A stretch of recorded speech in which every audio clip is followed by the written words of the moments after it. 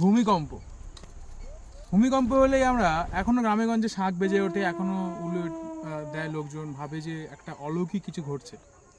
না, আমি কারোর ধর্মীয় ভাবাবেগে আমি আঘাত না ঘটিয়ে আমি একটু সায়েন্স, বিজ্ঞান বা ভূগোলের মাধ্যমে জেনে নেব যে ভূমিকম্প হয় কেন, ভূমিকম্পের কারণ কি।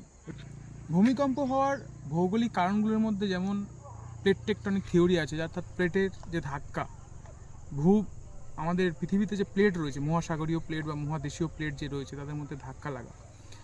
কখনো অগ্নুৎপাত ঘটলে, খুব প্রবল অগ্নুৎপাত ঘটলে ভূমি নড়ে ওঠে বা ভূমি কেঁপে ওঠে। তার সাথে সাথে মনুষ্য সৃষ্ট কোনো খনন কার্য চললে অতিরিক্ত ভারে বা অতিরিক্ত সেই খননের প্রেসারে ভূমি কেঁপে ওঠে। এরকম প্রচুর কারণ রয়েছে ভূমি কেঁপে ওঠার। তো ভূমিকম্প হওয়ার কারণ কোনো মহাজাগতিক বা অলৌকিক ঘটনা নয়। আমি একটা উদাহরণ দিয়ে বা একটাই কারণকে বিশ্লেষণ করছি। ধরো দুটো প্লেট রয়েছে, প্লেট সর্বদাই চলমান, ধীরে ধীরে চলছে, সেটা আমরা বুঝতে পারবো না, কয়েক কোটি বছরে হয়তো একটুখানি সামনে দিয়ে এগিয়ে চলছে। তো তারা যখন ধীরে ধীরে ধীরে আস্তে আস্তে এগিয়ে যখন নিজের মধ্যে ধাক্কা লাগে প্লেটটা, না, তখন পুরো ভূমিটা কেঁপে ওঠে। এই কারণে ভূমিকম্প হয়।